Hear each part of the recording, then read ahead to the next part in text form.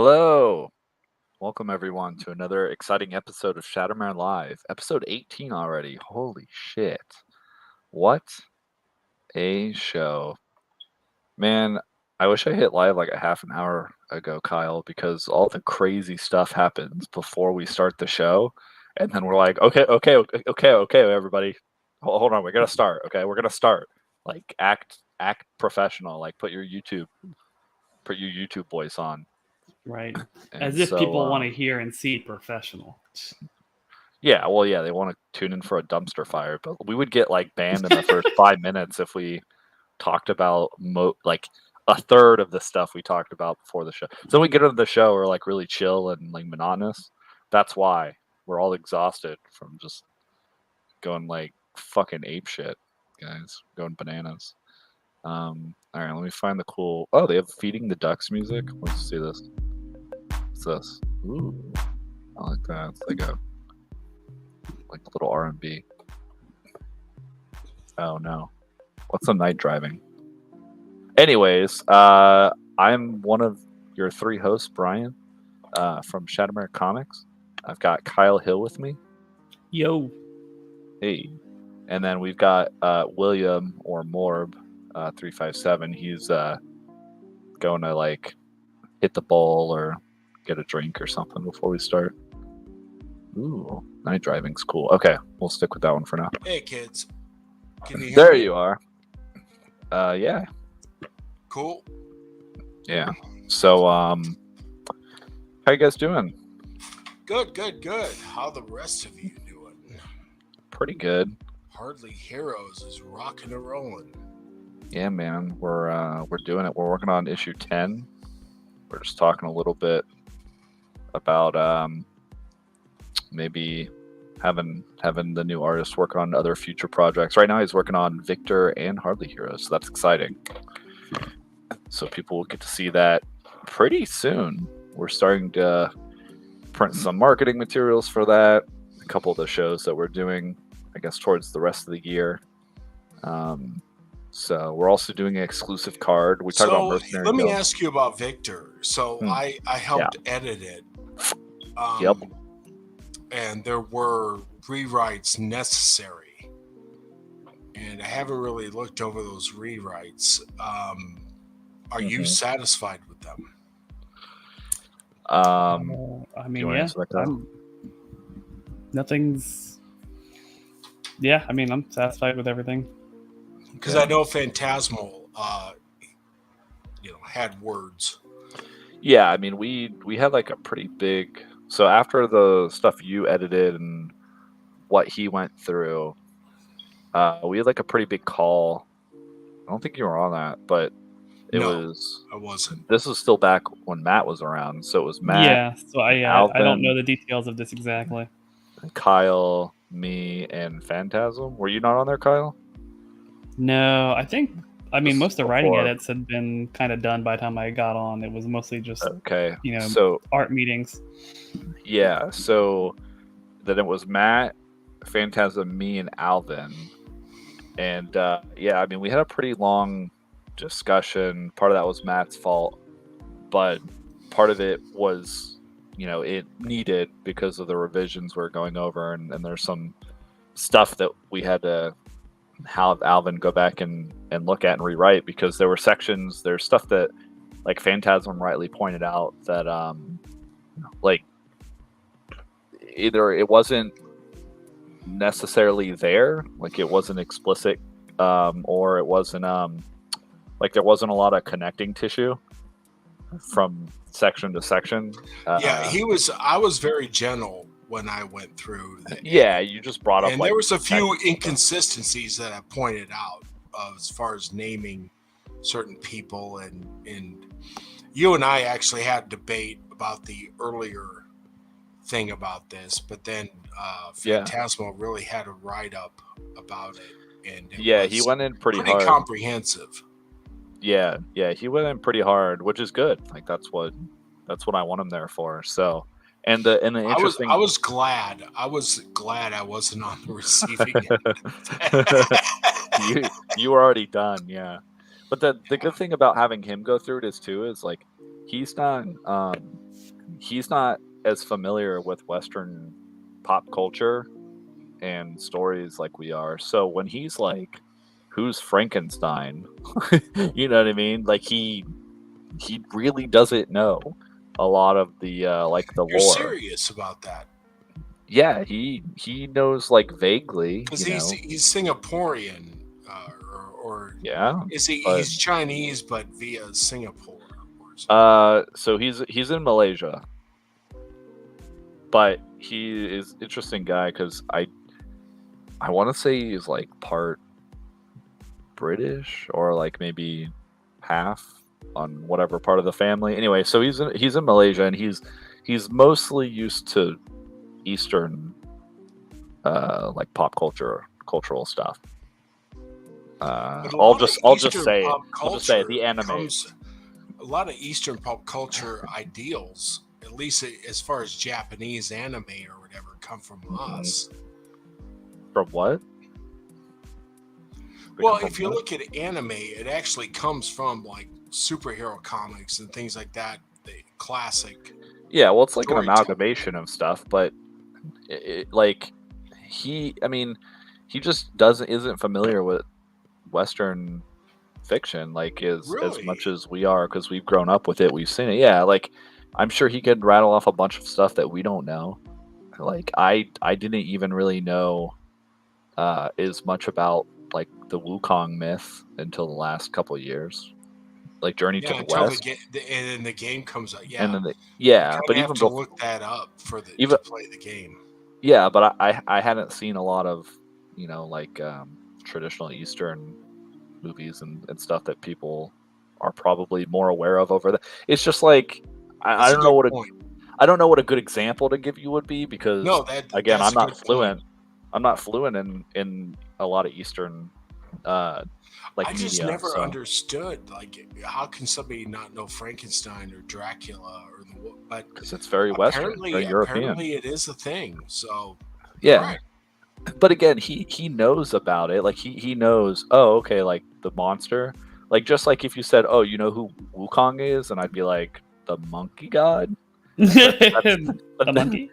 But that's it. Like that's like the most surface level you could know about it. So anyways, he's very neutral when it comes to this stuff because he doesn't have anything deeper than maybe surface level. Oh yeah, I've heard of that kind of knowledge. So then him going and reviewing stuff and editing stuff, it's great.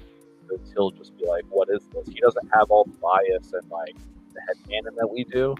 Where if we see something, a lot of Western media now just assumes you have all the information, or you've watched it, or you can watch it. So they just leave out a lot of like potential little details that make it interesting. Like all of the remakes that have come out now, basically, they strip away a lot of what the characters are and their history because they just expect you to know. Like it is what it is. So having him review like Beetlejuice or something like that, or Alien. Anything, Wolverine and Deadpool, Beetlejuice, like most of the Star Wars stuff, most of like most of the new Star Wars stuff is just them doing a shitty plagiarization of the EU that they decanonized.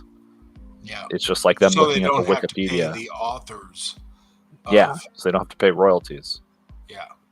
But yeah, so he'll go through and he'll just tear something up because he'll just be like, I don't understand this. Like, where's the character motivation? Where's this plot device? Why is this story beat the way it is? What's this? So he has a lot of questions. So we went through that, and then after that, the writer Alvin he went like section by section and did rewrites. So then I kind of gave their group over to Kyle. So yeah, then Kyle came in for mostly, I guess, art stuff. So the story, the script was kind of in its final draft by then. Okay. So that's I kind of actually where saw we're at. A lot of Kyle's notes for certain things, how it should look and things like that. Yeah, I mean, some of that. I didn't want to hammer on the guy, but there was a few inconsistencies I saw, and you and I debated one of them early on. And I learned something I didn't know because you brought something up, and I'm like, oh. Yeah, but I could have been wrong. I could have been wrong on that. It was just a feeling I had about the character and his attachment to his creator. But, you know, again, it was just, I would have written it a different way. That's all. Yeah, same. But, you know, that's the interesting thing about the different teams we've got working on stuff, because he's a big history buff.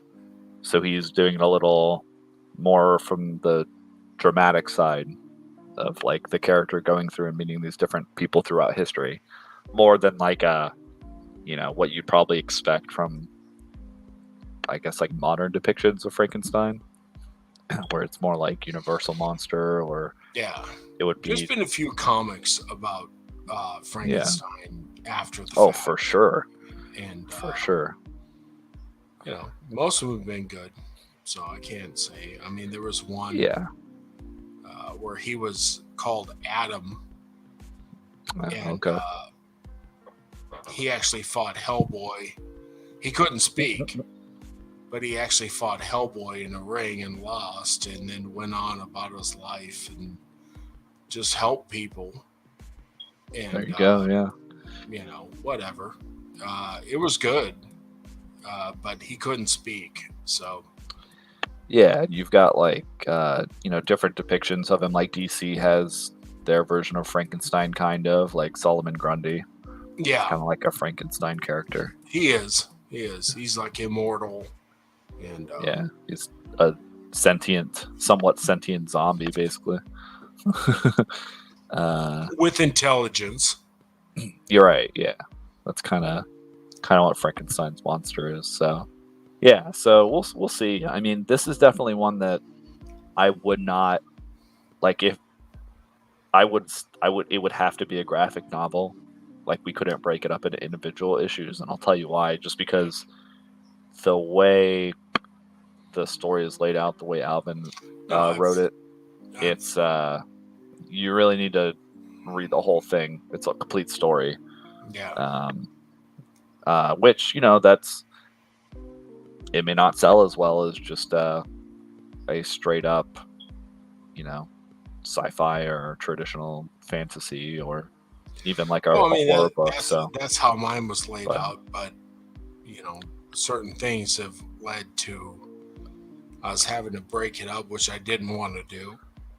Yeah, but there's at least nice little beats of a Mercenary Guild where you can pause and pick up the next issue, and it's not literally like in the middle of like a scene, then you turn the page, it's over, and you're like, wait a second, what's happening here? So and then I know Kyle, in the process of them doing art meetings, have kind of changed slightly some stuff around, like pre-ordered stuff. I've hopped into calls every few Sundays, and sometimes it's like, oh, maybe we should order the series of the events here, and so this panel is before that one, and so on and so forth. Or, you know, we need an extra page, or we need one page less, or yeah, exactly. So that, you know, that basically has an effect on the script, because you're adding to or shortening the pacing there slightly. So but that's the fun of, you know, making a comic book or a graphic novel. It's not all, if it was just writing, then you just write a book. So that's the fun of working with the artists. So, but we're I mean, there's hurdles in all kind of creative endeavors. I mean, you know, you look at like who is it, like Critical Drinker? He does those videos about like production hell, like what it was like working on the set and with the crew of some of these movies that went on to be like super successful, or like Apocalypse Now, and like it's like people almost die, or like people are like they hate each other, maybe want to work with each other again after the fact. Like Batman Forever was one of the worst. Because Tommy Lee Jones absolutely hated Jim Carrey. I could see that. And the director hated Val Kilmer. Like, there was no chemistry. I like Jim Carrey, pretty funny guy, but God, he seems like a fucking obnoxious asshole to hang out with. I think he got $20 million for that, and Tommy Lee Jones is like, I just won an Oscar. So he's like, I'm a serious actor. Yeah. This fucking dipshit. This guy is just some dipshit funny actor who spreads his ass cheeks, and he's getting $20 million. Fuck this guy. I really think that was the core of it. But there actually are YouTube videos that go more in depth. But yeah, so you got, you have all kinds of strife and hurdles you got to overcome, and this shit's it's not easy. Yeah, I never knew. I mean, really, I would have rather just edited my novella and had like 10 illustrations in the chapters, and then it would be released by now. I mean, really. Yeah, I mean, again, it's been, holy as long as we're satisfied, with it, because I wouldn't want to rush. Well, I mean, the money. I mean, I could have paid for 10 black and white illustrations, paid $1,000, paid what's his name, and then release a novella that was tight, and that's it. It's out now and it's selling, and it's gonna be good. And I'm at a point now. Trust me, my friend, we're very, very close to having something in production. So, but you understand my. Oh yeah, I do. Like this year. Assuming we come out with 10 before the end of the year, I mean, I'm not going to push it, so we'll see. It could very well be that in 2024, we only put out one Hardly Hero issue. Like, when we released issue 9, dealing with all the bullshit on issue 9. That was probably the latest issue. Yeah, exactly. That was the latest issue, and though I looked at it when we were about to come out with 9, almost a year after we came out with issue 8, because we came out with issue 8 in July, August, June, from May to July or whatever it was for issue 8, and then literally this year in June, I think, Kyle, June, or then we launched it on the website in July. I think so. Basically the same time frame. About a year later, we came out with the issue after dealing with all the debacles we were running into. All the hiccups, yeah. And the thing is, like, you don't know because, again, you're dealing with people. It's not like something, you're not just ordering something that's like mass produced. You're working with people, and, people have issues. So, and like the issue we ran into is because I was just jumping onto what I thought was a good thing, ended up to be too good to be true. I kind of fucked us because I was kind of rushing it. I was like, oh, well, I'll just go do this. And I didn't really vet the artist that much. I didn't, I trusted them obviously way too much. So, that's the kind of stuff you learn. I don't know. There's no substitution for experience in this industry. Sometimes it sucks because it costs us money and time. But what kept me hooked on issue 9 is where things are going to go with this other party that they met.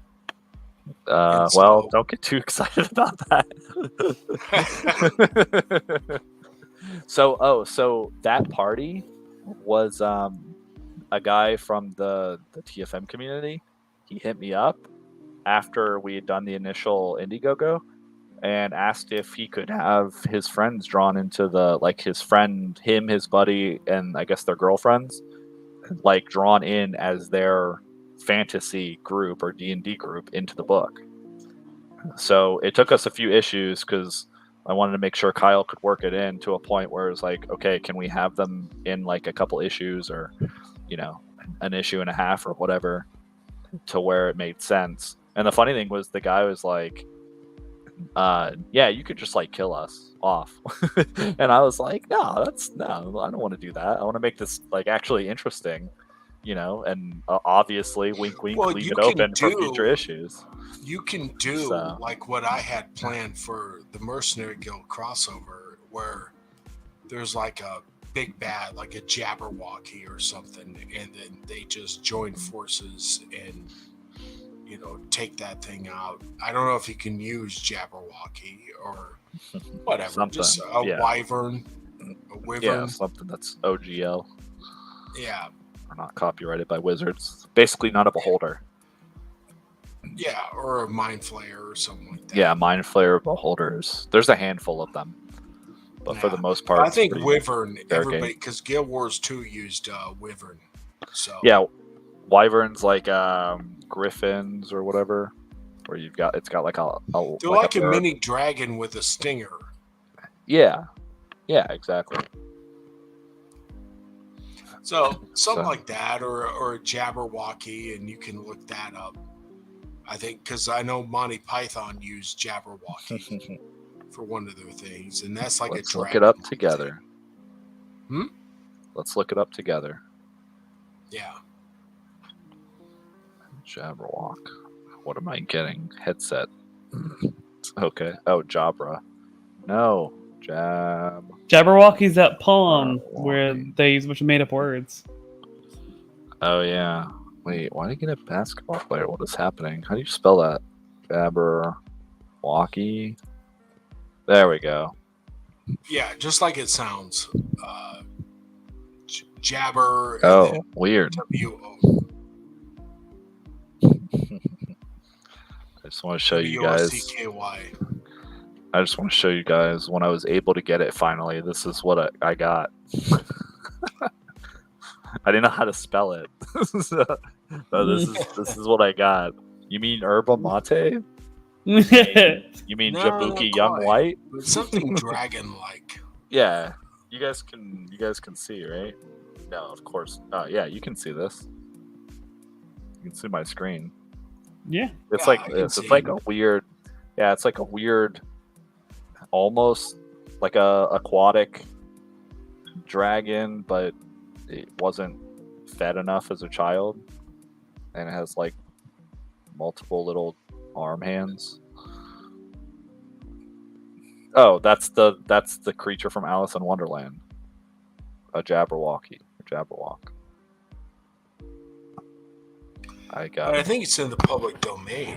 I mean, yeah, it has to be. There you go. This thing.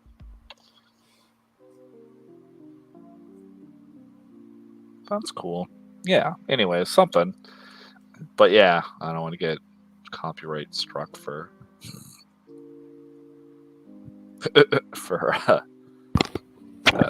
T. Yeah, we could do other crossover. I mean, I was talking to Kyle about like originally we had the idea for Hardly Heroes. I was like, of course, I was like, oh my god, we're just gonna go forever. But then it gets to the point where it's like, can we really do like 300 issues like Spawn? I mean, we're not selling like 1 million copies of this thing. So, talking about like maybe just do a certain arc of the first campaign, and then maybe doing like little spin-off stories, like little one shots or crossovers from other certain parts of the timeline, or like prequel stories, for before the characters met up in the cabin. Like, how do they actually get where they're going? That kind of stuff. Yeah. Little stuff like that, I think would be cool. Build out the world and make it a little more interesting. So yeah, get to know them a little bit better. Yeah, definitely in the plans. Yeah, so wherever. I focus on the main story right now, but yeah. So, but yeah. So it just depends, how you start and how you end. It's kind of it definitely is impacted by the journey. Like that's That's indie comics, baby. Like, I mean, even in the quote unquote mainstream comic industry, like you can keep character and group alive, just make new quests. And yeah, exactly. And a good source for that is like the first Dragonlance novels by Hickman and Weiss. Oh, that was Jonathan Hickman? Was Dragonlance? Yeah. Oh, wow. I did not know that. Damn. You can look those three up. And they also wrote Ravenloft. Yeah. And they work for TSR. Oh, yeah. But you can get ideas from those novels of how to set an overarching quest and then have side quest kind of thrown in. Yeah, I mean, it happens naturally because they base that off of their D&D campaign group. So, like, it's already happening in the main story, but just, just pausing and doing something that's, like I said, build out the world, get to, like you said, maybe continuing to follow that guest group on a couple of side quests or see what they're up to, just, bouncing around a little bit. So, everything's same continuity. Maybe fast forward to, like a wacky space adventure. So it doesn't really impact. Don't go into space. Don't go into space. That's pretty much the end of a franchise.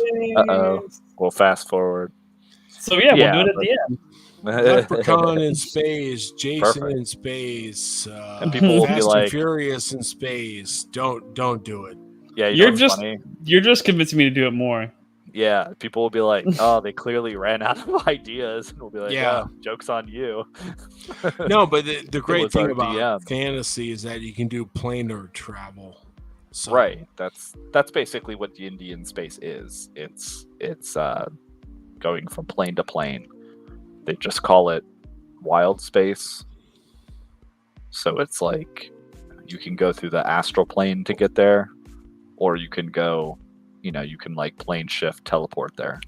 Yeah. So I think it's an interesting take on, I guess, space adventures in D&D, but then it also allows them to add more sci-fi kind of stuff, a little bit more futuristic stuff like laser rifles and like weird other races. I have a module called something. I think it was called S4, and it was the barrier reefs, and it was actually where you came across a crashed spaceship that was in the ground, and you had to go through the levels down there, and you came across laser blasters and robots and shit like that.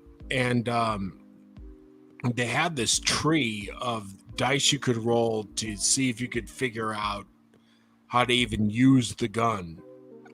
Yeah, exactly. And so you roll a D20 and it's like, jams. All right, 2, okay. And then you roll again, and it fires and it's D8. Now you know how to use the gun.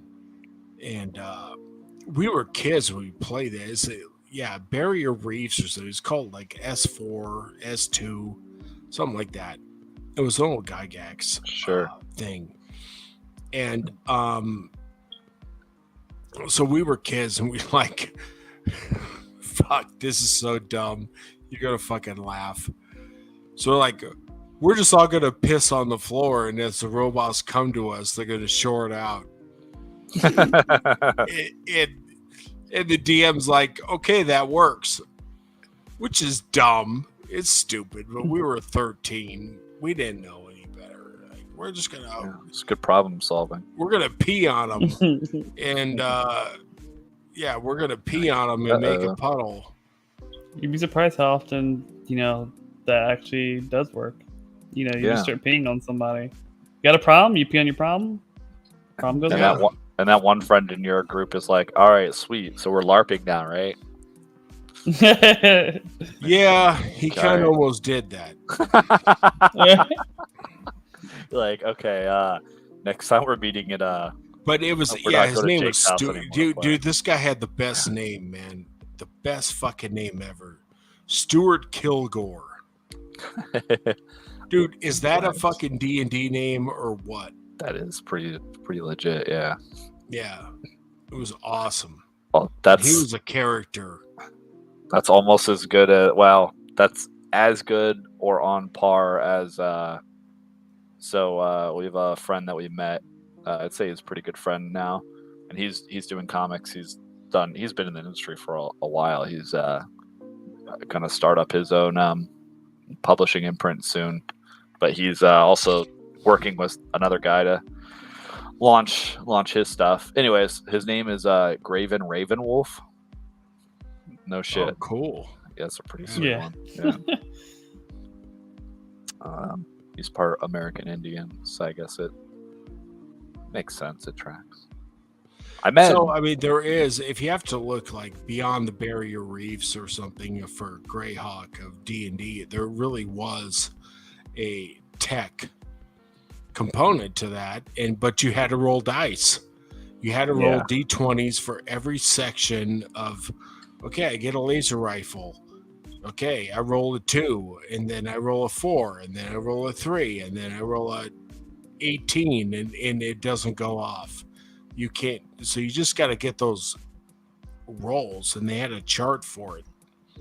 It almost wasn't worth it because it just did like arrow damage. So they have to balance. Yeah, they have to balance that shit. Yeah, so it's like I can fire 2 arrows in one round at 1d6. So who cares? But you get a laser gun, Right. So, yeah. So it's so D&D, again, really good inspiration for stories and comics and novels. But yeah, I don't know if you guys, there's something specific you guys wanted to cover this week. We have to have today's gonna be a pretty short show just because I've got to get off when Kyle gets off. Like, that sounded weird. I've got Kyle usually at the same time. Kyle, yeah, we're gonna get the same time. I'm gonna go to Kyle's house. Well, did you guys go to? Have you seen that Beetlejuice movie yet? No, I don't think I'm going to. I'll probably watch it on streaming. I heard it's kind of a mess, but still okay. Is it at least likable? Yeah. Okay, that's good. Yeah.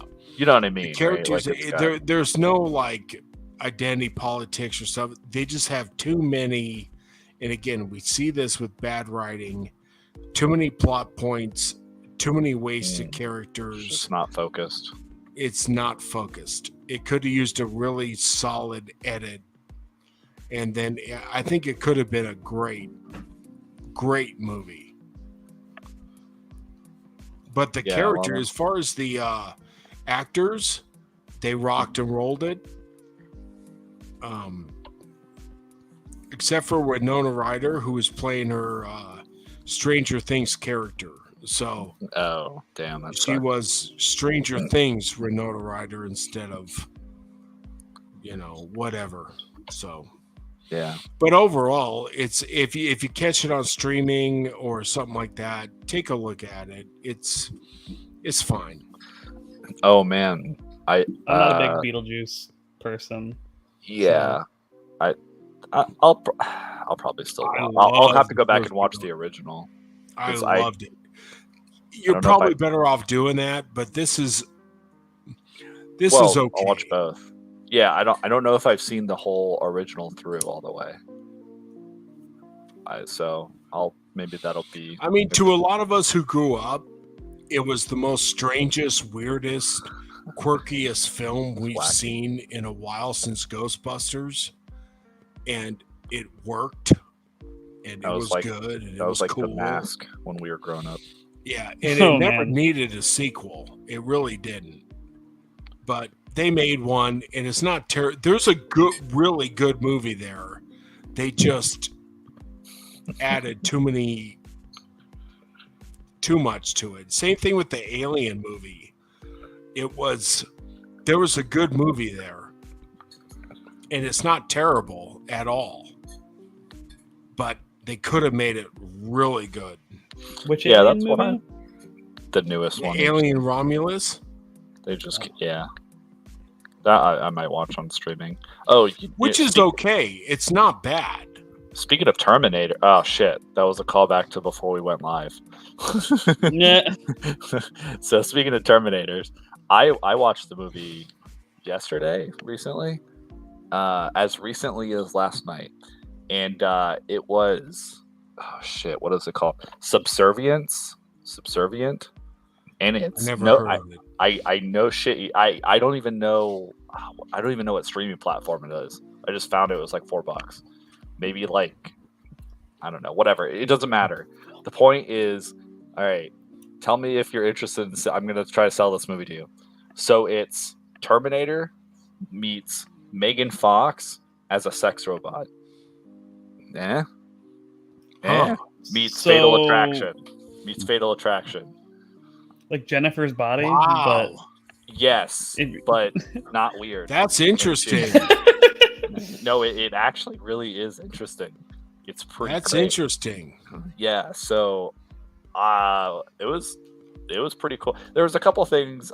Obviously, I'm like very critical of this shit nowadays more than I used to be, but there's some stuff I was like, I don't know. But the funniest thing was also watching Paula watch it because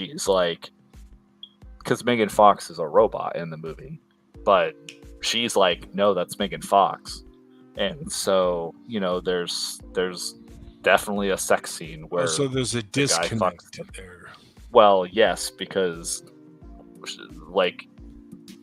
she sees another woman.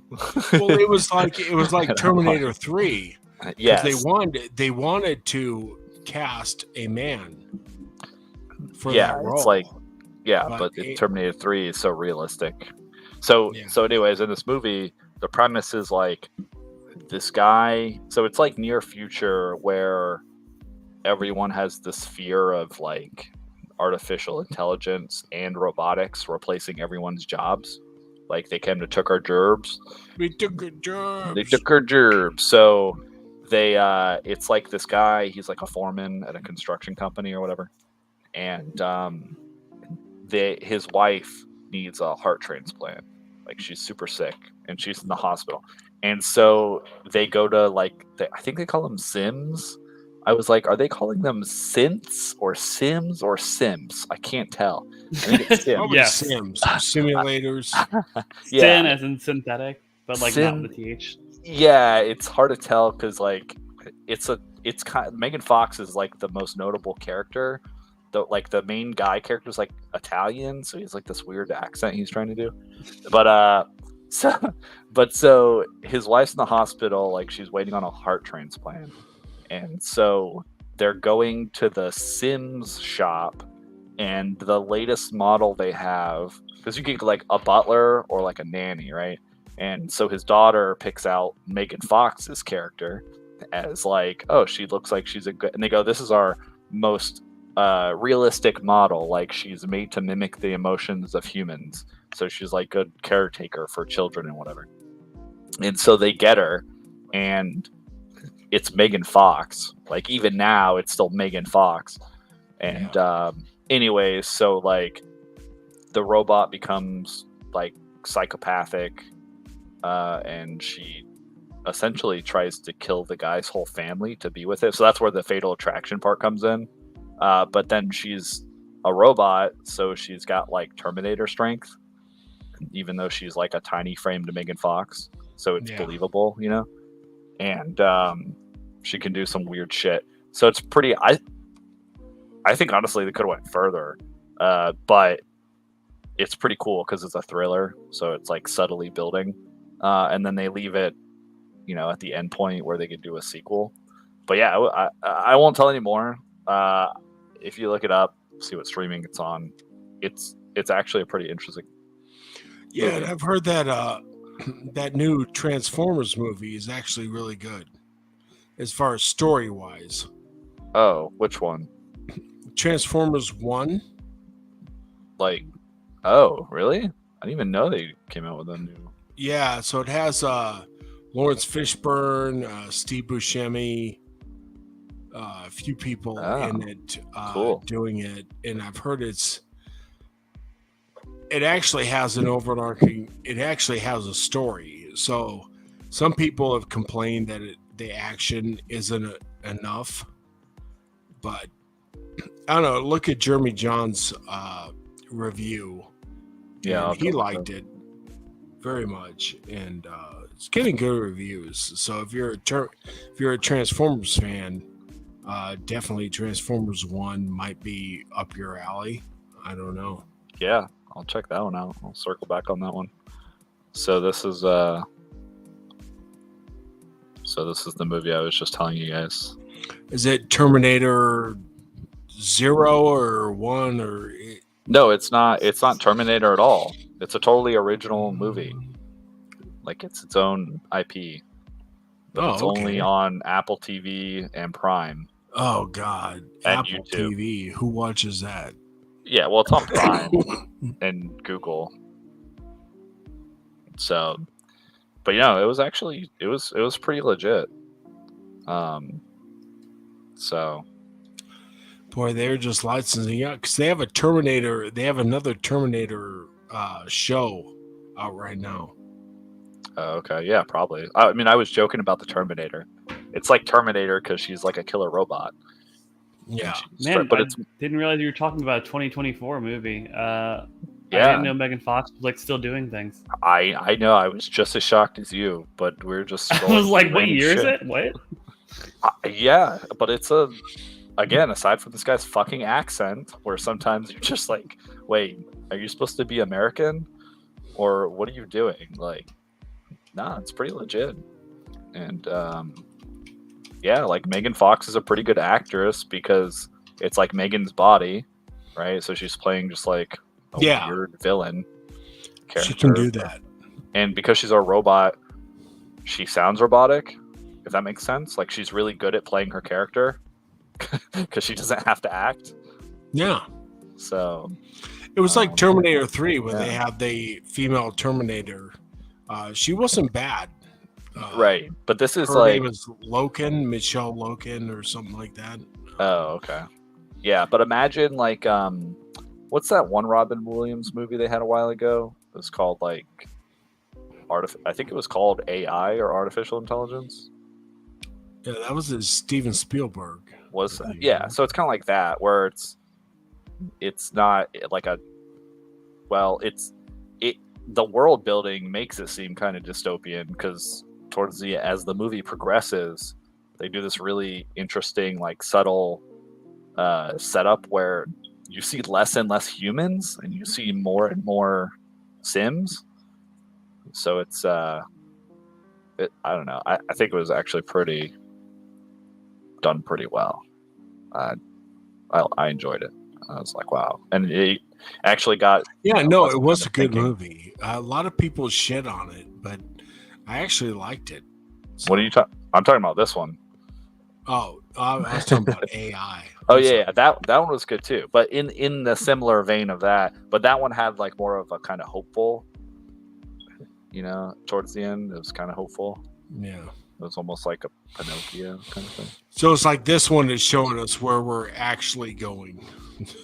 Yeah, this one's a little more bleak because aside from the killer waifu robot that goes haywire, like they have this, it's with this backdrop of like, well, what jobs are even left for humans to do? So, yeah, I recommend it. It was pretty enjoyable. I'm surprised. Which you'll probably hear no YouTubers talk about it because it's not made by Disney or Universal or Marvel or whatever. Yeah, it's not made by the Disney conglomerate. that fund. But I've been not literally.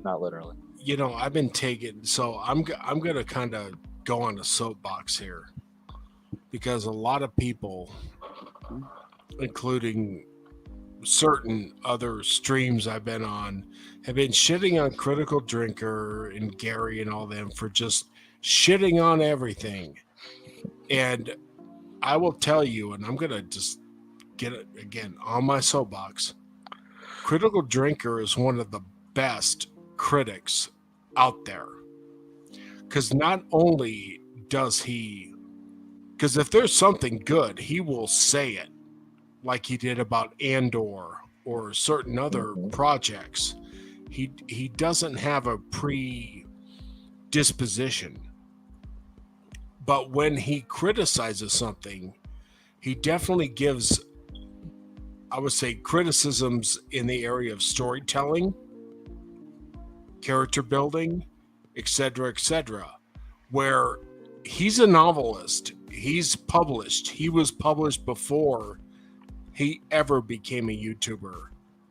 Right. And for these people who look at Gary. Gary looked at One Piece and he watched it like 5 times. So these people just don't shit on everything. It's just that a lot of things are shit. But if there is something that's good, they pick it out and break it down. And I'm just tired of all these people saying, well, they just shit on everything. Well, yeah, because the Acolyte deserves to be, Rings of Power deserves to be shit on. Like, these things are horribly written, and there's people who have lost their jobs who are better. So, yeah, there you go. You know, I've got our yeah, weekly. they can be shills, but I think the Critical Drinker and Jeremy Johns, especially Jeremy Johns, just came under fire for reviewing Am I a Racist, which is a kind of a parody film. Yeah, it's like a mockumentary. And so many people just shit on him. And guess what? Jeremy Johns has done movie reviews on YouTube before most YouTubers. Forever. Yes. Forever. Yeah. Like, I remember, holy shit, I was in college and my internship watching Jeremy John review videos. Yeah. Back in the He's day. just reviewing a movie. Was it entertaining? Was it funny? Was it this? Yeah, it achieved what it had. He didn't subscribe to the political motivations or any of that stuff. He just, I was entertained. It was good. And they dropped it out of theaters, and any critic who reviewed it, you can go on Rotten Tomatoes. No official critics have even had the balls to review it. So it's just ridiculous where we're at, where you can't even review a movie that maybe has a certain side of the argument. Even if you review it badly? Well, I mean, I think Jeremy Johns would have reviewed it badly if it wasn't funny. Yeah, Jeremy Johns is kind of like the normie reviewer. Like, he'll like, one of his ratings is like, it's better when you're drunk. Like, the rating is called no alcohol required. Like, you can watch this sober and not make fun of it with your friends because it's an interesting story, you know. Or one of his ratings, like, yep, already forgot about it because he watched it the night before, left, and like 5 minutes later, he just totally forgot about it because it wasn't interesting. Nothing stuck with him, you know. There was no questions to ask or talk about. So yeah, but speaking of, here's the Horseman. Speaking of great content, is this supposed to be a guy that's a horse? Because he doesn't look like a horse. So yeah, I've got our weekly coverage of the most exciting Rippaverse project coming up. It really is. So I got this email as of yesterday, and the Horseman is I'm not really sure why there's the tagline "Welcome to Flores Park." I guess we could talk about that later, but it's one of the new up and coming Rippaverse books written by Chuck Dixon, and yes, the guy is supposed to be a horse. So just like Batman, this is Horseman. And I think Mike Barron did the art. Yeah, and it's gone through multiple iterations. Did not look like this before. So I guess he's supposed to be like a Punisher kind of character. Kind of like a Daredevil, Punisher. I mean, he uses guns, so unless there's like a bunch of oh god, what is it called? Not birdshot, salt pellets. Unless there's a bunch of like salt pellets in these shotgun cartridges right here, he's ejecting out. Someone's getting fucked up when they get shot. I feel like it should have been like Horse Girl, and then you make her like a little crazy. Sure, I mean, you could stick with the strong, independent female theme, but I mean, these guys wrote like Batman and Punisher, drawing Punisher, so. So I'm interested in what makes him Horseman though, because like Batman, it's like bat night, Mm-hmm. Yeah, well, maybe man, it's like that's why, right? That's why Welcome to Florist Park is misleading, because you think like all of his crime would be fought in like the hills of South Carolina or something, like moonshiners, or like what's another horse joke that I'm not thinking of? In the Midwest, maybe. Ocala. No, not of Florida. Yeah, his base. Why not based in Ocala? He's based in Cumberland Where the horses Island. Where he's on Cumberland Island. That's his headquarters. Where his secret base is, where all the wild horses live. He crashes CattleCon next year. Yeah, that's good. That's good crossover there. It's like he goes to MegaCon, and instead of going to MegaCon, he goes to CattleCon. Yeah, if Eric's smart, he'll do something like that. He'll go to like the Equestrian Center conventions to promote this. Anyways, so they give us a little background. They're doing the pre-order. Apparently, this is for adults. Oh, I'm sorry. Teenagers and adults, not children. So there's going to be like real mature shit happening in this book. Yeah, so his name's Hector Lee Caballero or Caballero. Caballero. Caballero. Yeah, Spanish for horse. Yeah, so we have to Caballero. have diversity. Wait. Caballero. I'm the tarantula. Wait, his last name is Horse? I think his last name is Horseman. I think that's how you would say Horseman in Spanish. I think Cabal is Spanish. No. Don't quote me for this. Don't quote me. You can look it up. Oh, you can do the translation. You're right. Do the translation. In the South. Get Paul in here. Isn't that cowboy? In the Isn't that Spanish for cowboy? Horseman. Yes, it's basically like cowboy. Caballero. Oh my god. But that's his name, right? Yeah. So his actual name is fucking Horseman? Yeah. Like cowboy? Because we have to follow DEI initiatives with our... But it could be good, because Chuck Dixon is a banger. Yeah, it could be. Sorry, I'm texting my wife to come down here and do a translation. We just looked it up, but I did, like but cowboy. Well, yeah, but is it specifically like? I mean, yeah, but no, like a horse. Yeah, okay, you're right, cowboy. Okay. Well, that's good, because now we know that they call him Horseman because his last name is Horseman.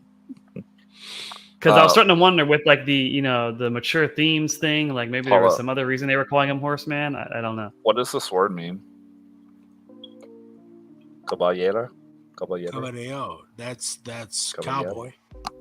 What is that? Caballero? What is that? Gentleman. A gentleman? Gentleman. But Could it also mean cowboy? No. What about Mexico? Okay, my bad. Well, why does it say? Horseman? What does it say? Why does it say U.S. in the southwestern U.S. at Horseman? No, mi amor. Caballero is a gentleman. A gentleman. So his Vaquero, the horse is vaquero. Okay, so his last name is either Also, Or can be his last name Caballero. right. But if he's Hispanic, shouldn't he have four Héctor Lee names? Caballero. Shouldn't he have four names? No, mi amor, is his last name. Shouldn't that be his middle name? Lee is middle name is Lee. So he's like an American Hispanic. Yes. He's like a Mexican guy. So he's norteño. He's Southwestern, hence the horseman. He's norteño. Right. He's Texan. He's Tex-Mex. He's fucking north side. Okay, thank you. That's all. That is all. You made me do the stairs for that distance. Yep. Goodbye. See you soon. Thank you. Dude, your wife sounds fucking hot. Is that out of line? Just go. Dude, you should have your wife straight. Fuck you, dude. No, I'll tell you later. Just go. I don't know if thanks for the compliment, I guess. No, it is. I guess. Shit. Caballero. Kyle Slater. So North side. He He come back for the this guy hero. Come to Are get you you. okay, William?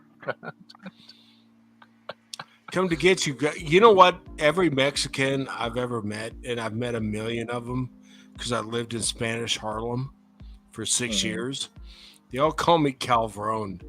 And it took me like years to know what the fuck that was. And it's not something you want to be called, but they all call me Calzone? Hey, Calvarone. Ask your wife about that. What's a Calvarone? You mean cabron? Yeah, Calvarone. Yeah, it means like cunt. Yeah, fucker. Yeah. Yeah, like Hey, fucker. Paul, some cunt online said you sound Yeah, so for like 6 years, I thought they were complimenting me. And they were just fucking busting my ass. That's funny. I should have called them F words. You could have. So okay. I just cannot believe that. Like, it doesn't surprise me because it's Rippaverse, but holy shit, like it's on the nose, man. It's just on the. It'd be like calling. It'd be like my day job. I'm like an analyst, right? It'd be like Brian Cody analyst. Yeah. Like my job is literally my name. It's actually not a bad name, though. I mean, I'm all for a Mexican superhero. Yeah, I mean, it sounds. It sounds like good. It rolls name, off the tongue. Hector Lee Caballero. But if a name is tied to something, like, oh god, I can't believe like we're getting into it. I just wanted to watch the fucking Arachne. trailer. I just wanted to watch the trailer. I can't believe we're getting into this. Hold on, okay. It'd be like Smith, right? Like John Smith. The name Smith is like a trimmed down word where your name you're like the town Smithy, like the blacksmith. That's like that was your family name. That's what you did for generations, and then it becomes Smith. Did I make that up just now? Maybe look it up. But that's like how a lot of names come to be. Is like trust me, my last name was trimmed down from Headland Son, which was Swedish or Danish or whatever the fuck. Yeah, it was so it went to headlines. So it was like, I wanted to be a journalist. Thank God I didn't. Yeah, Jesus Christ! Thank God I never got. That would have so sounded easy for you to get a job, though. Yeah, they'd be like, "Oh, I gotta hire this guy." No, but people think so. When I did comedy or when I was in a band, I went by Will Stone because nobody believed my last name, so I just made it. All right, Will Stone. We're gonna put you as headline, and then like William. Yeah, and that's my real last name, and it was trimmed down from Headlandson at the island, whatever island, New York Island, whatever the fuck it's called. Mm-hmm. Yeah, so if you were a superhero, we could just call you Headline. Of course. Although then everyone would know his last name. Yeah. Yeah, but and I actually come from the Murphy clan of Ireland. So anybody named Murphy, I'm kind of from that clan. So interesting. Okay. So is it just me? I mean, shouldn't this be like shouldn't his name be like Hector Lee Caballé or something? I don't know. I mean, it also I'm just means more disappointed that it gentleman. looks I like actually he's dig just. it. I actually like that name. I have to disagree with you on that. I actually like that Really? name. Yeah, I know it flows like Caballero. If you know Spanish and Hector Lee Caballero, if you don't know it, then yeah, if you're like in North Dakota going Hector Lee Caballero, Caballero. Yeah, you would just say Caballero. But, I don't know, man. I just can't he just? I'd probably drop the Lee. Honestly, I'd just drop the middle name. And just, you wouldn't need that if he's American. And just Hector Caballero or Hector Rodriguez or Ramirez. I think those names resonate most or Gonzalez. I just think he looks boring. Garcia. Yeah, there's also the whole look of it. I mean, it's just weird because like I don't know, whatever. Let's just skip this. So he comes back from military. He's a new guy. But I probably would change the name to like Hector Ramirez. Yeah, I mean, you would save my ass tomorrow. Anyways, So he's doing a pre-order. Okay, he's got all the stuff. Of course, I'm never going to order any of this because eventually this is going to be $5. This is going to be $5. Yeah, in a year or whatever. Yeah. Yeah. And that by the way, that $8 T-shirt is a good T-shirt. I mean, I know you talk a lot about it. Yeah, it's a good T-shirt. All right, so the main point of this email, in my opinion, besides the fulfillment and all the shilling, is that he has an actual animated trailer now, so we can watch the trailer. Well, we've already watched that, or no, is it expanded? Oh, this is different. Yeah. Okay. So I think this is different. I haven't watched this. I guess I should say, I should full disclosure. I haven't watched this yet, so I don't know. It could be the same one, but I don't think it is because that had a different thumbnail. All right. I feel like our logo is the horseman, to be honest.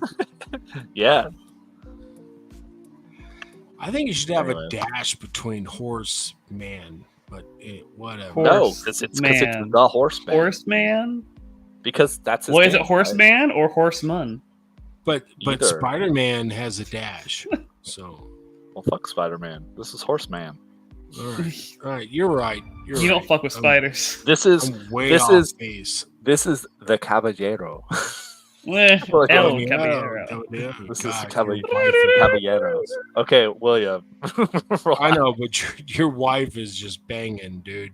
You don't even know that. She could be super fucking ugly. She could be horribly disfigured. You're a good-looking guy. He used the word "could" though. She could be. All right, let's watch this shit. Yeah, but you're an attractive man. You're not a fucking troll like me. Oh, what a faggot.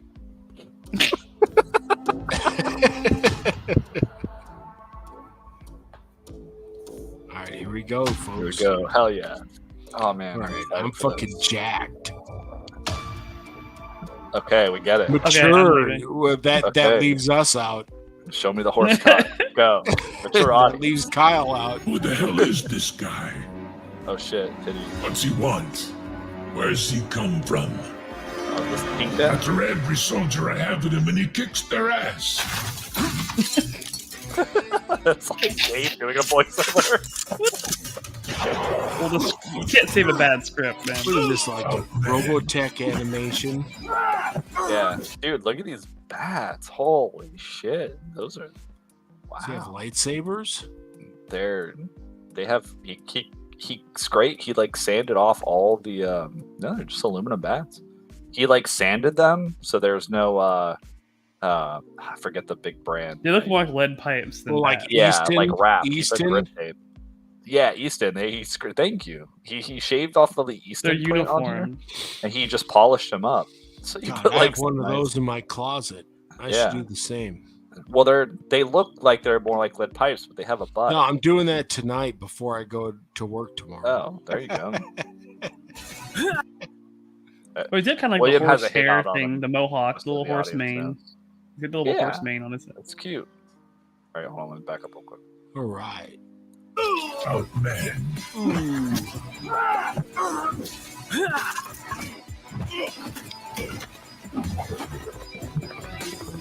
He hasn't even pulled his sticks yet.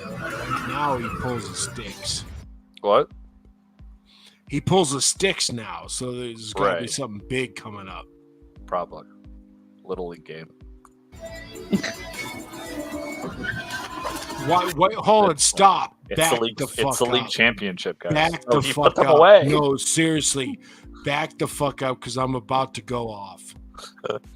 Like just a little bit when they're in their car. Okay. Go. You have something to say now, or you want me to play it again? Yeah, play it. Okay. When they're in their car. See, stop. Oh, he just appears out of What nowhere. the fuck is that guy doing in a mask in his fucking car? I don't know. Why is this? What is this? What the fuck, dude? That is COVID bullshit propaganda. Oh, The God. fuck is he doing? He's with his friend. Oh No, no! I know you're being sarcastic, but I'm more confused as to what possible gun could this be. No, well, okay. What I'm the not fuck? being sarcastic. Just an I'm H. being actually fucking on the point. Is this the If you gun see the guy somebody tried to in kill their Trump car with a fucking mask, you should kill them on sight. No, I'm kidding. Well, It's a joke. okay. Yeah, he's going Okay. for that guy first. He just appeared. Yeah. So So Well, you know, if he's a you're a fr- bad if he- guy. So does Yeah. he have COVID? Because that I don't know. Well, you don't have to worry about that doesn't because they that got a look mask pretty Yeah. fucking stupid? on. No, he's So you just can't a- catch it. He's just hiding. He's a his- bandit. He's gangster El bandit, Bandito, and El Caballero is about Right. to kick his butt. It doesn't look like that though. William, if you imagine all of this has like subtle puns about the Midwest, the Southwest, it'll make more sense, right? Okay, Like this maybe guy, you know what? Maybe I'm Yeah. way off base. like but- this is a lever action gun. Okay, this is lever action. right. So there's no way you're gonna fire it in a car. Right, for sure. It's a lever action that's supposed to look like an AK, I think. This guy has a bandito mask on, even though he's driving a pickup truck. Like, and he's the horseman.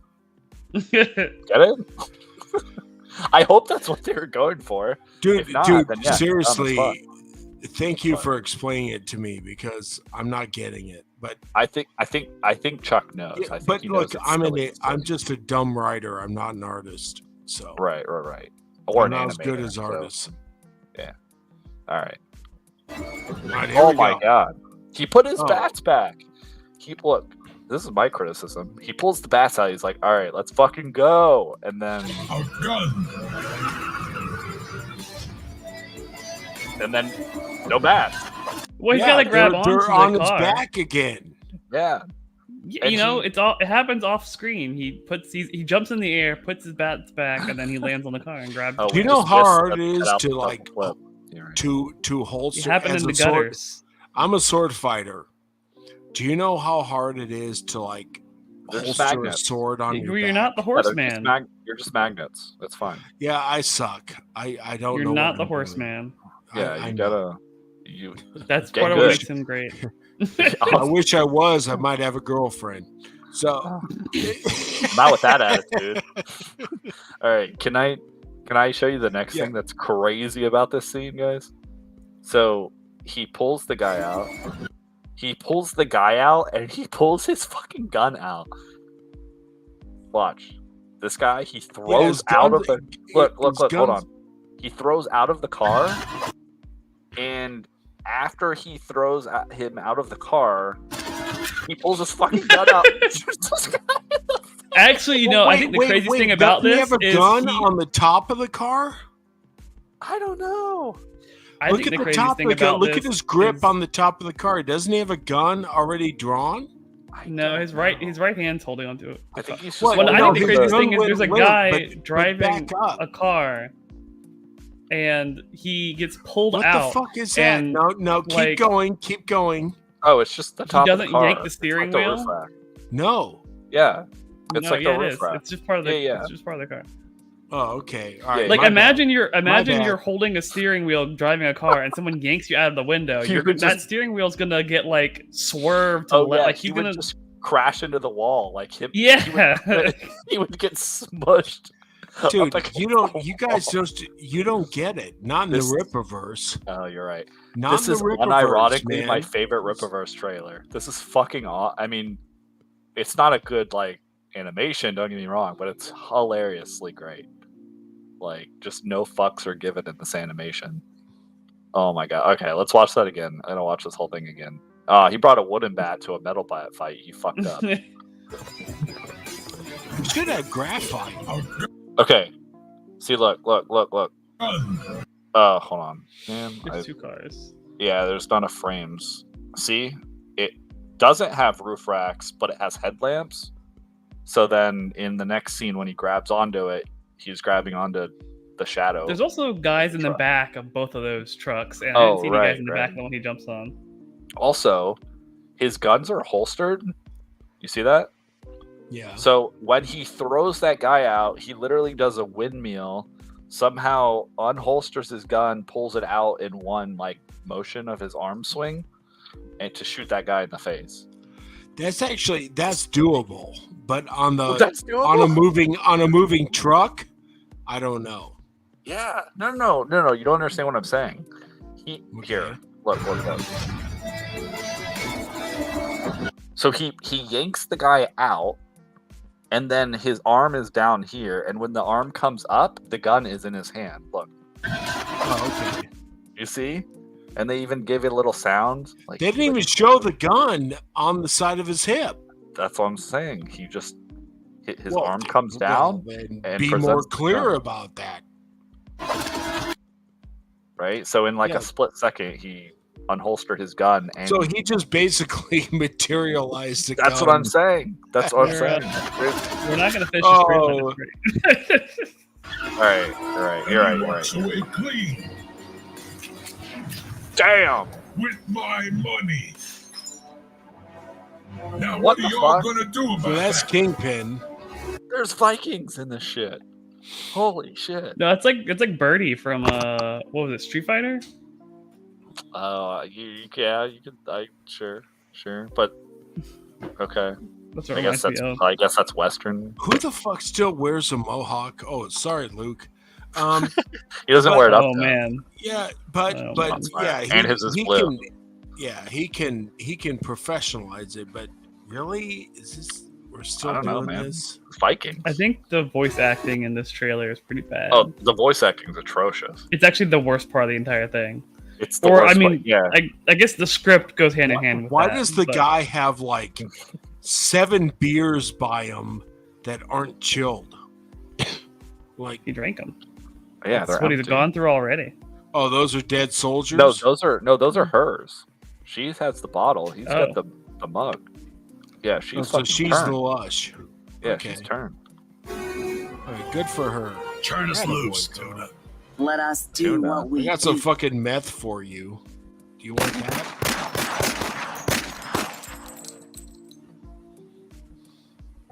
Oh shit. Oh, so that was the trailer, but then I guess Dean's gonna talk about something. What's up, Rippaverse family? It's Dean Kane here, and I'll be voicing. So I have a story. Pause it. Upcoming Hold on. Rippaverse animations. That's right. I have a story. Look, this is a completely. Wait, so he's with Dean Kane. It's a story. Okay. Pause it. So Dean Kane was Hollywood elite, right? Like his dad directed Young Guns. Yeah, he was Superman and all that shit. So I was auditioning for potato chip. I auditioned for a national potato chip commercial. And they put us all in groups and said, take your shirts off. And of course, I'm white as fuck, but I was in shape. And act like you're at a party eating potato chips. That was the commercial.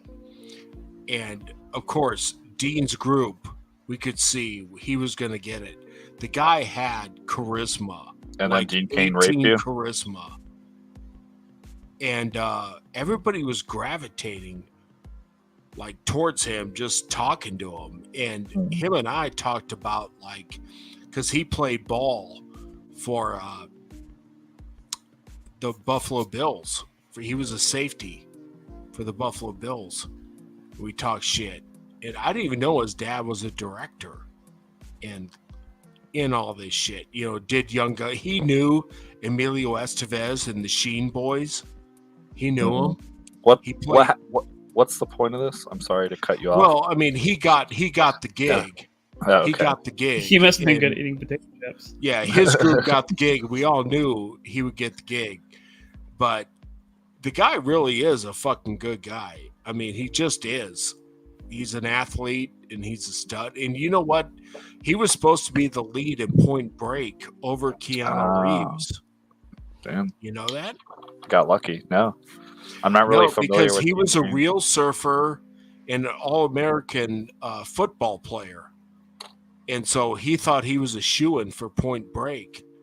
And they gave it to Keanu Reeves. So there you go. Yeah, that's weird. Yeah. All right, let's knock out this. Just a little bit. Yeah, no worries. I want to see what Eric has to say about this. Eric July, the founder and owner of the Rippaverse. And now the Horsemen Welcome to Flores Park by Chuck Dixon and Joe Bennett is up for pre-order. This is one of our most highly anticipated comic books, and I know you're going to enjoy it. But not only did the animation you just watched serve as the trailer for the book, it also is the pilot. Yeah, I've been hearing Let about me take some time to explain. We've done several animated trailers since the launch of Rippaverse Studios. During that period of time, we were familiarizing ourselves with the industry while also building our creative team. Our animations consistently improved, and we now believe that we have the foundation to take things to the next level. Simply put, we want to have an animated universe with long-form content. This animated universe will not simply exist on its own. It'd be an extension of the comics with accurate adaptations specifically made to fit the animated format. But this isn't a pilot meant to shop this around in hopes that some mega corporation will pay us to pick it up and then, you know, run it into the ground. This is more of a proof of I can do that on my own, guys. Oh man. All right. Damn. Concept for the audience in hopes that you like what you see, so we can do this independently. As you see, our quality is top notch. And if we have the time and resources to produce, we can create awesome competitive content for your enjoyment. Horseman would be a great starting point, voiced by the legendary Dean Cain. That said, animation is much different from comics when it comes to production. It takes a bigger team to produce, and of course, it's far more expensive. And getting a financial return from it is a different animal, especially in this digital age. With a comic, we can create and sell the physical copies, which dominate the market. With animated content, it's far more difficult to get that return. You'd have to invest a lot in it before you ever have a chance to make that money. Stop. Then why the fuck are you doing it? Yeah. Business man. He's about to tell you why. I mean, no, I know. I just want, I want to get, because his Bloodruth, we talked about that. His trailer for that was balls on. Yeah. But it wasn't animated. What a trailer should be. But it wasn't really it wasn't, it it was what a comic trailer should be. Yeah. Yeah, exactly. This is a comic trailer. And yet he does this, and you picked it apart already. But this is the proof of concept for a full animated episode, though. Good Christ! And you know, if they do continue, dude, why you had it right, and you fucked it up again? Yep, agreed. Back. That's why it's far more attractive for people to sell off the rights to a big studio. Doing that is a lot less risky, and of course, they'll just pay you. But here's our plan and pitch. Our long-term goal is to house long-form content on our membership platform at Rippaverse.com. Basically, it'll have a streaming service element. Eventually, once we can justify it, certain works would be distributed on... Holy fuck, this motherfucker's trying to set up his own Netflix. He's not going to have enough content to have a streaming service. No. Let me talk let's talk about this. I'm going to bring it up. Do you think he's sponsored by the Daily Beast or Daily or whatever? Mail? Do you think there's money from? Because that was always a conspiracy theory, like the Blaze or whatever. The Blaze, that's it. There was always a conspiracy theory that the Blaze was actually behind this. Do I think personally? What? I mean, my honest answer would be I don't know. I mean, I don't know either. I mean, it's very feasible he can do all this. Like, it's not like animation. I mean, for the quality that he's producing, it's a few $1,000s, but it's not like tens of thousands of dollars to produce. Okay, I wasn't aware of that. So yeah, like to do like an I don't remember how long it would be, but I got a quality is not great. Yeah, like I got a quote from animators to do like a 20-minute animation. Now maybe this goes because it was more like 2.5, 2D, because it would have been mostly a motion comic thing, but they were quoting me like $5,000. So just, I guess conservatively, conservatively like double that to 10 for like a fully rendered, effects and design and everything. Like that's an episode basically. You know what I mean? Not including. Think about how much he sells his shit for. Yeah, I mean it's not like you're like the live action Yaira trailer he made. He probably pissed away like tens to maybe like couple $100,000. Probably $100,000, 80 to 100 grand, easy to produce that dog shit. So like, I think at least he learned his lesson there. For the return that he's getting on this, because he is saying like, this is these he's basically saying these shitty animations that he's done in order to get them better and better and better. He's now like retrospectively justifying as, oh no, those guys weren't just like shitty trailers, guys. That was really the lead up to something really good. My argument is that when he did the Bloodwood trailer, that was spot on. And that's exactly really what it should have been, and that's what he should have done with this, and he didn't. So this guy does not learn his lessons, and it's maddening because he could have a book. He could have a good book here, really. Yeah, but the thing about Chuck Dixon and the people he had, and this is a Chuck Dixon idea. I'm pretty sure. Mm-hmm. Maybe 50-50 on that. Yeah, but Eric probably just thought about it. If it is, this thing could be a banger. It really could, and that animation did. Yeah, it probably makes it worse. I mean, the thing about let's take like if you have to hop off, Kyle, and don't let us hold you back. We'll just finish this, then I'm gonna hop off. Okay, yeah, I was just wanting to finish the video. Okay. All right, let's finish the video. I didn't mean to extend. Yeah. It's all right. Sorry, Kyle. Let's finish this, and then I love you, Kyle. I'll go on the next tangent. All right. On other platforms with hard copies such as Blu-ray. If we ever hit 5,000 paid members of any kind, we'd finish episode number 1 of The Horseman. It have at least a 10-minute runtime. We'd release that on our social media platforms so most people can view it in hopes that it would invite newbies to become members. Once we hit 10,000 total members, we commit to completing the first season of The Horseman, which would be housed exclusively on our platform. Right now, the comics and merchandise pay for the comic books. That'll always remain our primary focus. The memberships, which come with awesome perks, we hope to be what funds Rippaverse Studios projects. I love to keep our animators busy and build Rippaverse Studios to be the next big indie producer. Wow. So head over to Rippaverse.com and become a paid member if you want to support this plan. Perks right now include merch and shipping discounts, but we're also doing a membership overhaul. Soon we will be. I haven't watched Eric July videos in a while, so I I always forget he uses buzzwords like people in the corporate world, but he still uses buzzwords like like him emphasizing an indie studio. That's him, like, he's just so unnatural. It's like so rehearsed. I'm gonna say indie to make people think I'm like one of you guys. Well, this was scripted. Yeah, but it gives me the feeling of the same kind of thing. Like, oh, I'm gonna put a PowerPoint presentation together. I'm gonna mention, it's like the joke where they're like synergistical solutions, that kind of shit.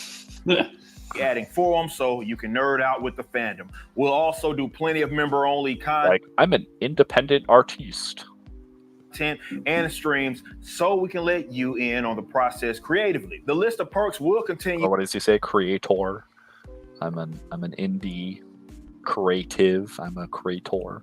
To grow. So please share this video out to all of your friends and family and become a member over at rippaverse.com and go pre-order The Horseman Welcome to Flores Park by Chuck Dixon and Joe Bennett. Well, I'm definitely not going to pre-order. And if he's going to make so this is the point I was going to make a couple minutes ago. So the closest analog, so I think what he's trying to go for is like a manga versus an anime, which again, we say this all the time, but you need to have a really big following, like much bigger than he has. Like, you need a lot of hype around a specific like a piece of what am I gonna say, like an IP, like a piece of creative content, like before it gets on anime, like it gets, okay, cool, people are really liking Dragon Ball Z, like the manga.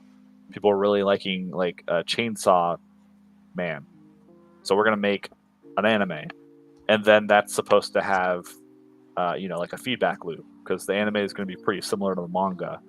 But the problem he's going to run into is, like, people can just watch the fucking animated show. Like, why do I need to buy the comic book? Because a lot of people do that with anime. I don't know. A lot of people do that with anime. But you make your return back on not the animation per se. You could run commercials on a platform or whatever. But you get it back on like merchandise and stuff. Once the show becomes really popular, it's like, oh shit, everyone wants a replica Demon Slayer sword for the main cast, right? Everyone wants a t-shirt and a fucking body pillow of like your favorite waifu from that show.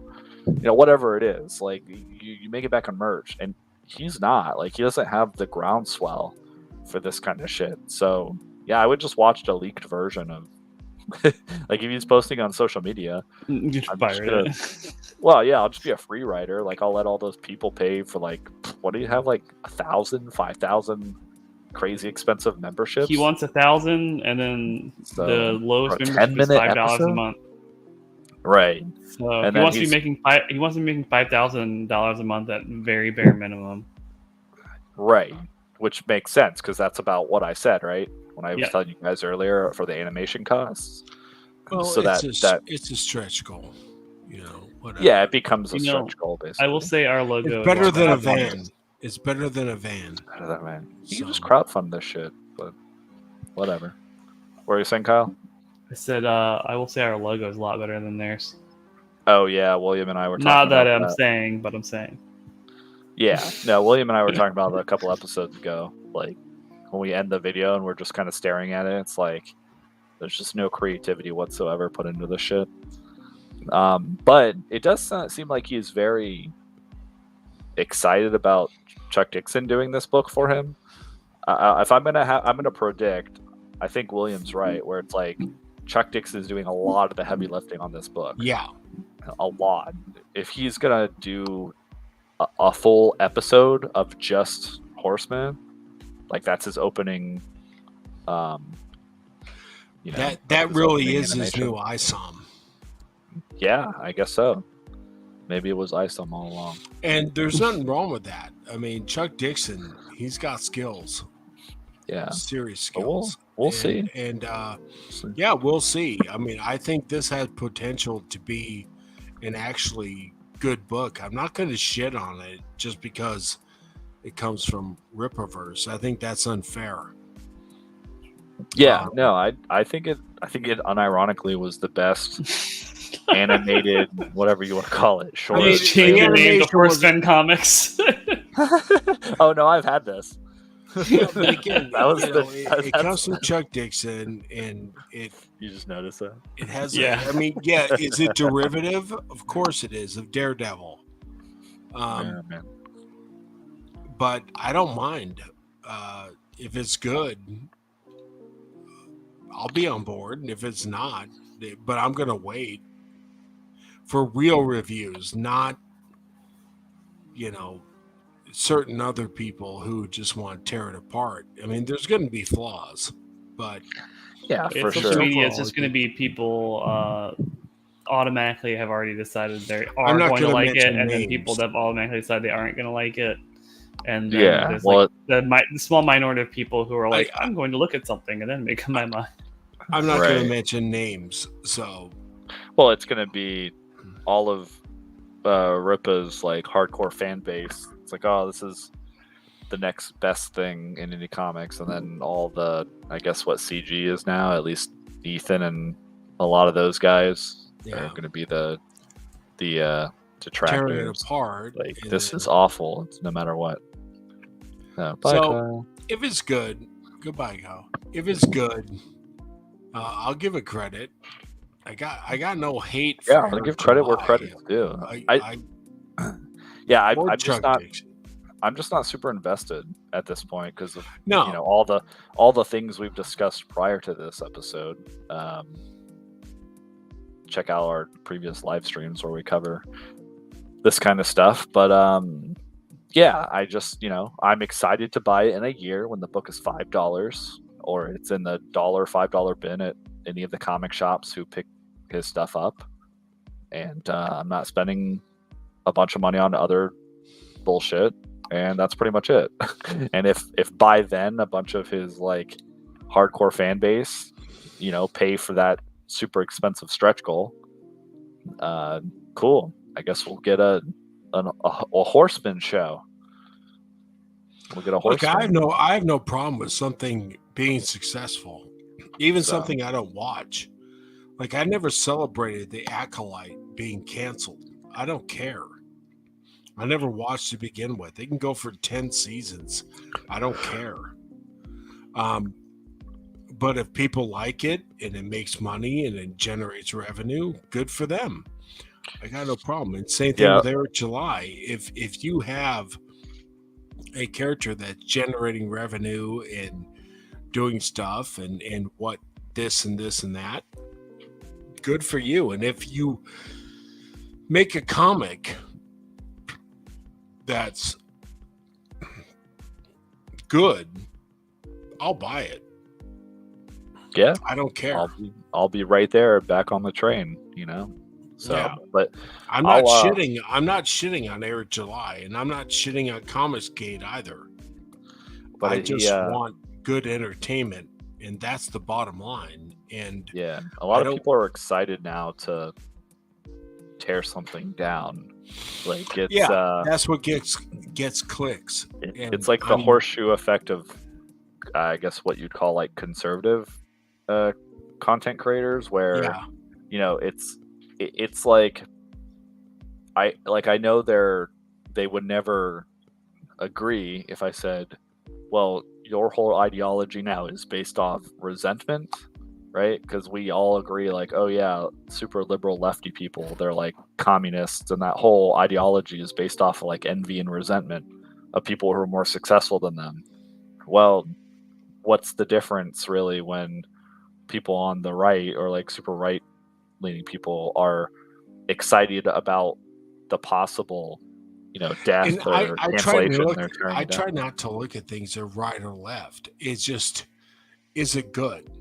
Yeah, no. I'm saying, but I'm saying, like, when they're trying to tear everything down because they don't hate it, because they hate it,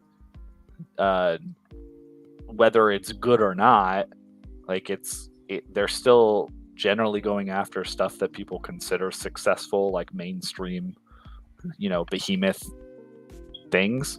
Like, so they're in a roundabout way doing the same thing. Like, oh, I'm gleeful, I'm excited for this thing to get canceled, or I'm gonna try to tear it down, basically out of resentment.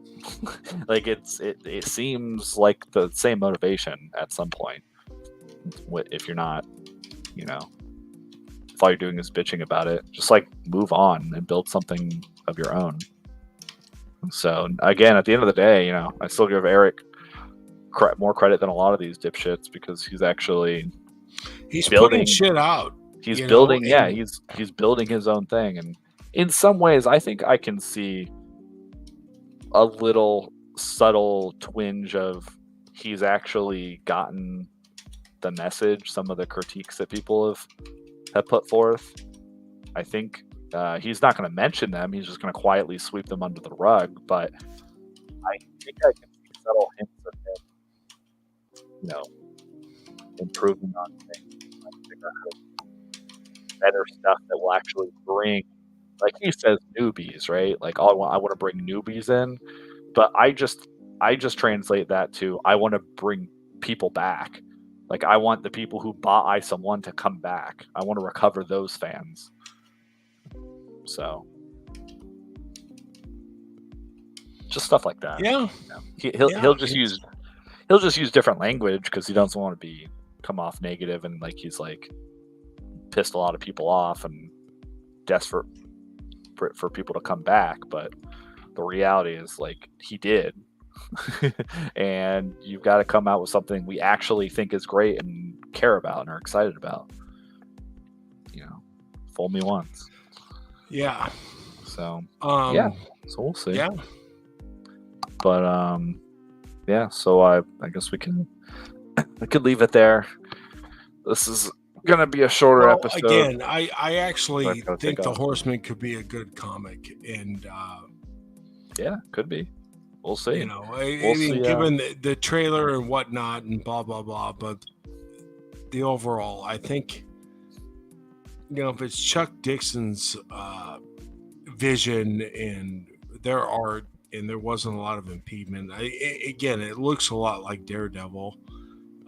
With a Hispanic person, I have no problem with. I have no problem with Mexican superheroes. I live with Mexicans every day. Yeah, except he's literally named. I love Mexican food. It's my favorite food. Except he's literally named Horseman. Well, except for that part. Yeah. Who cares? I mean, you give him, again, Ramirez or Rodriguez or Gonzalez or Garcia or Ramos or something like that. But yeah, I'd prefer him to like be a ranch hand for ISOM. And like that's why that's actually a good idea. Well, I mean, yeah, I know. Thanks. Tell Eric that though. Like, we'll see. So I guess this book fulfills. Well, I think it really is right now quantity above quality, but I can't say that on this book because I haven't seen it. Again, Chuck Dixon is involved, and I really do think it's his idea. And maybe it's an idea that's been cooking up for a long time. So I doubt that. But sure, we'll go with that. Maybe the story is a Chuck Dixon story, but the goofy ass Horseman thing is probably Eric. Yeah. But the guy is, again, he's brilliant. I mean, Chuck Dixon really is. We'll see, man. I mean, I hope you're right. I can't talk shit about the guy. I mean, the guy really is. Well, fantastic. When you give him freedom and just let him do his thing, Chuck Dixon he's fantastic. He really. Well, let's see what happens. This fulfills like beginning of November, so I'm gonna give it like the second, third week in November. People will probably have review videos out by then. So let's see the reviews. Let's dig up some reviews and see what people are saying. And that's the hard part, Brian, is that the reviews are going to be very biased because there has been lines drawn. So Well, it's let's very find hard two. to know what sites are going to be completely yeah. honest about this. Let's find two. We'll find one where someone's sucking his dick, and we'll find someone that's like trying to bury him. Yeah. And we'll see what they say. To be honest, Frog Tony, as much as he trashes Eric July, he does actually give accurate reviews of his comics. Yeah, from we'll his see. perspective. And I mean, so, hey, maybe that's why if I don't wait a year and wait till it's $5, maybe I'll order one and we can do a review because by then, actually maybe not even a year, just like a month after, he'll probably have it on sale for like 30%. But by then I'll have my full office camera equipment set up, so I can actually do an overhead camera and we can go through and look at the art and everything. So maybe we'll do one. Maybe we'll do a mostly unbiased review of Horseman. yeah, I'll pick it up, and we can read through it together as a loving community. Yeah, I can read through it and make post-it notes on the side. So let's see, but let's wait. We don't need to go out and pay, $35 or whatever the fuck it is. Yeah, but again, I don't hate Eric July at all. I actually like what he's doing. It's just the quality of it. But I like the tenacity. Yeah, we're on the same page. We want him to do better and be better. Basically, right? Like, I think we agree. Like, we don't want him to come out with shit after shit. So yeah, I mean, I tried to like what he was doing. I just didn't. But I don't hate the guy, and I'm not going to spend a week trashing him like other channels do. I mean, he doesn't deserve that. I don't think. No. But he's lacking, and he can accept the criticism of some people, but I can't blame him when the criticism is as harsh as it is. I don't know if that makes sense. When they're more attacks than criticisms. Yeah, they cross the point of like, hey, your book is bad or good for XYZ, and either this guy's great and fuck you, or this guy's gay and he looks like a hippo. Like, who fucking cares? Yeah. You either like what the guy produces or you don't. So, and I don't know him personally. I met him barely at MegaCon. So I can't really say. And he was cool to you. He was okay to you. Yeah, he was fine. He came by, like, we were just walking past each other. He signed my books, like my ISOM stuff, and dabbed me up or whatever you want to call it, and went on our way. Yeah, I went to go talk to, was it Jason Metcalf? No, Tyler Kirkham. Tyler? Yeah, I was in his line. So yeah, it was fun. And I know the couple that I think either like split their booth with him or helped him get into the show and get a booth. Like, yeah, they're nice people, and yeah, it's just all the drama and bullshit around it, and it's how he deals with the drama that's just kind of annoying, like that. Yeah, I don't know how I would deal with it either. That's the thing. Yeah, I mean, he's a public figure. It's 3.7 million off the first thing. I can't say that I would handle it better. Maybe you would. Maybe you would, because you're more business minded than I am. I would hire a PR firm for you. That's all I'll say. I'll say is I'll hire a PR person for you. You would have to. And we'll just leave it at that. Yeah, I don't. That's why I don't have a channel. Let's just let's just stop the hate, man. And if it's good, it's good. If it sucks, it sucks. But we can, people like you and myself, we can learn from the mistakes. Yeah, I like him because he's an interesting case study. He's doing a lot of the same things we're doing or trying to do. He's actually succeeding at it, in So, some way or form, he is succeeding. So, yeah, I mean, he's doing. I mean, he's still putting up better numbers than really the guys that are mad at anybody. So it's like he's still doing. I mean, they say, well, this only Horseman only sold 500,000 right. It's like, pre-orders. oh well, shit. it's like I would Oh, give my shit. left nut for 500,000. You know. Yeah, I mean the criticism I've always had is like how well he runs his business. I don't think he's. I mean, maybe he's made some significant changes. I hope he has. He probably has. Yeah, I hope so. But that's my criticism is like, if you're what you do with, again, it's all about what you do. Like, people bitch and complain about like Donald Trump or people like Trump where they're like, oh, he was given, or like Jeff Bezos, those guys. Oh, he was given a huge leg up. He got, this much money or a loan or whatever. Like, who fucking cares? Like, people are saying about Eric, like he got money from the Blaze or whatever. Who cares? It's about what you do with the resources that you're given. Yeah. Like, can you turn that? I mean, if he's fucking more off, than that. he's fucking off. But I don't know, and I know there's people like Chris Bacon online who's broken down his stuff, and I really don't care. Yeah, I don't but care.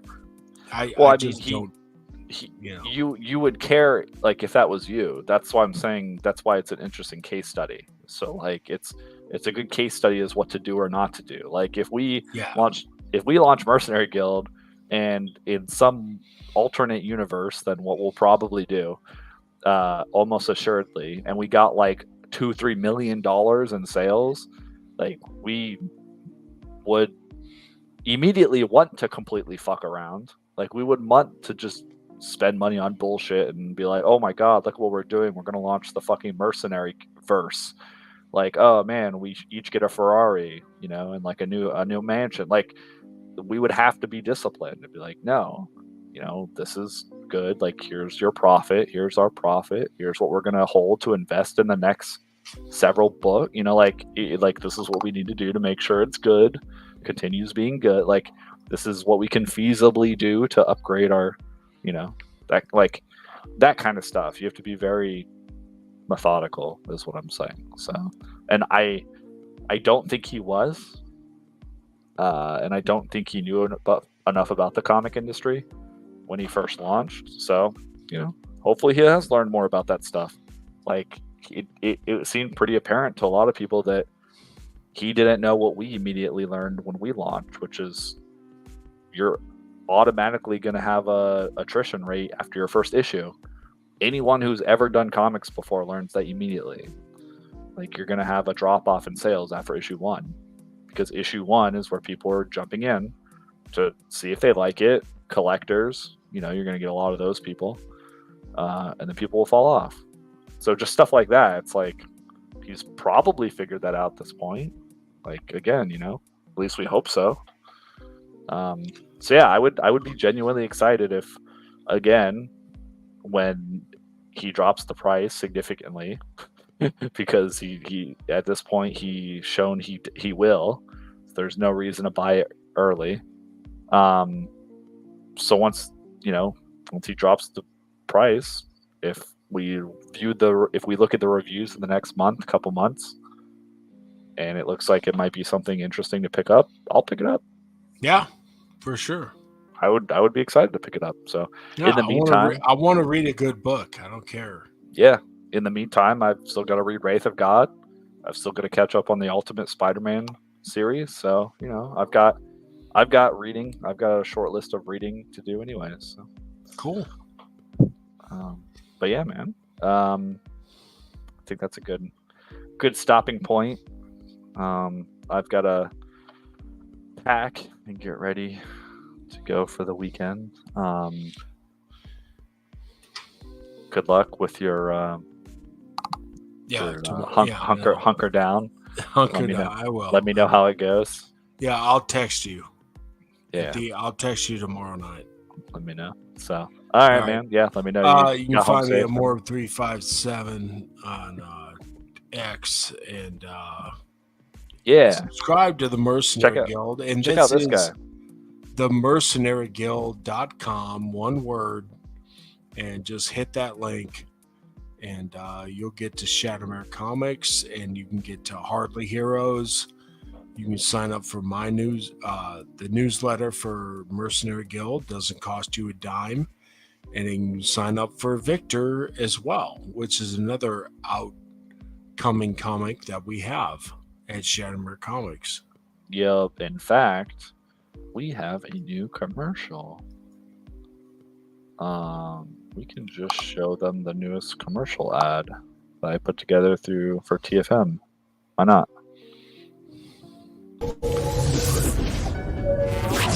Hello, I'm William, the author and creator of Mercenary Guild, the kick-ass new 3-part dark fantasy comic by Shattermare Comics. We're very excited to bring you titles like Mercenary Guild and the new groundbreaking horror sci-fi graphic novel, Victor. For the email newsletter, please sign up at shattermarecomics.com and receive exclusives upon each launch. Then check out the latest issue of Hardly Heroes. Don't forget to grab the physical copy of Lucas the Mucus, written by the great TFM. Oh, and we have anime titties as well. Thanks again. I love that part at the end. Wow. And just really I hate hearing the sound of my own voice. No, you do a good voiceover. Also, just so people know, we have less anime titties now because someone swooped in and bought, I think, the last set of the cosplay, the After Dark one, and then one of the nice $69 variant cover, the spicy cover for the volume. So hurry up and get the rest of those before they sell out. Otherwise, we'll be waiting a while. But anyways, yeah, that's our show for today. Any last thoughts, William? Nope. Gave everybody where to find me, and definitely go to shattermarecomics.com, and you will find all of your comic needs right here, right now, at a reasonable price. Period. Oh yeah. Cool. All right. We'll see you guys next time on Shattermare Live. Good night, folks.